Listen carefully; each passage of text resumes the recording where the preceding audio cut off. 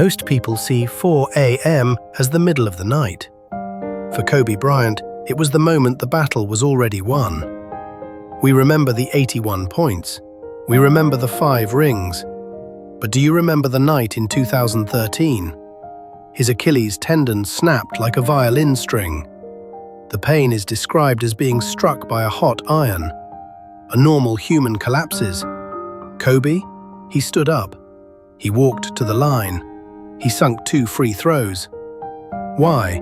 Because he wasn't a basketball player anymore. He had become a machine that consumed pain and turned it into legacy.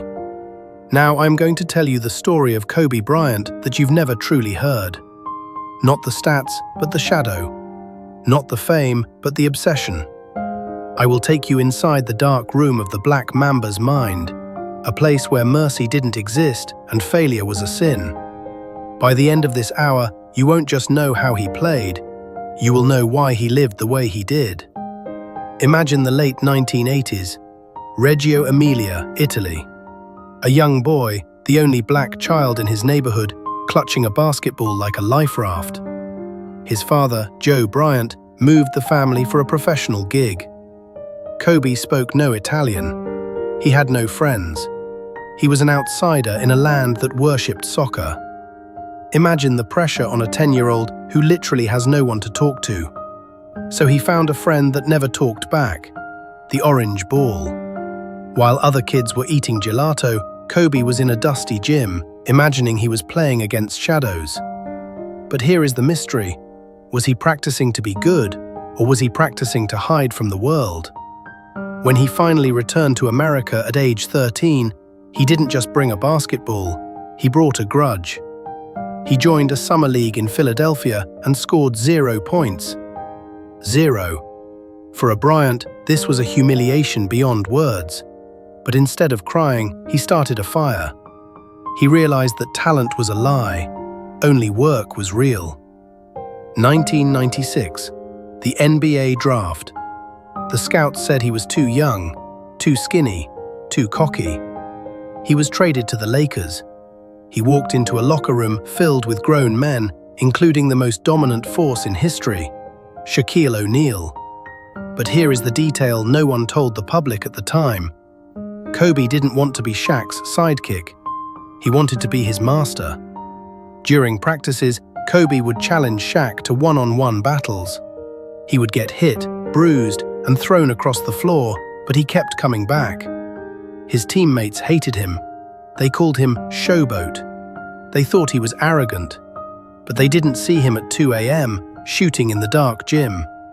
Why the dark? Because he wanted to feel the hoop without seeing it. The three-peat era, 2000 to 2002. They were winning, but the ego was rotting the team from the inside.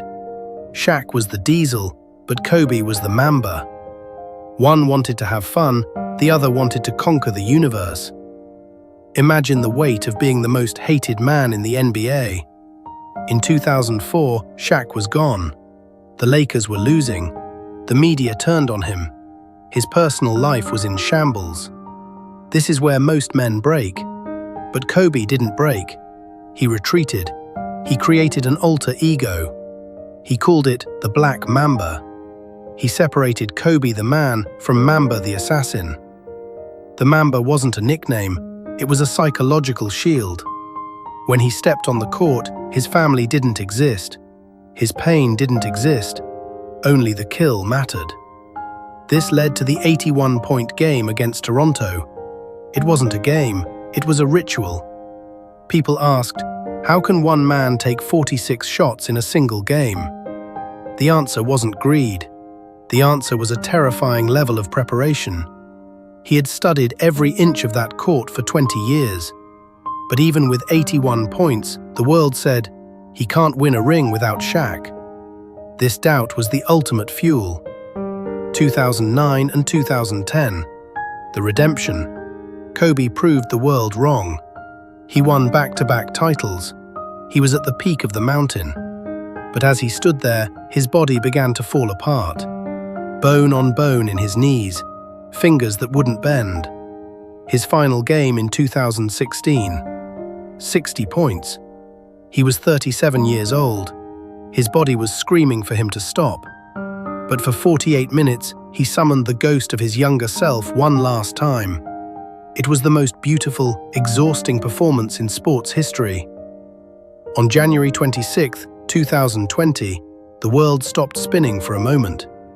A helicopter disappeared into the fog. The Mamba was gone. But did his story end there? Or did it just move from the hardwood to the hearts of millions? Kobe Bryant didn't leave us with just trophies. He left us with a question that echoes in every gym, every office, and every home. How much are you willing to sacrifice for greatness? The light in the gym is still on.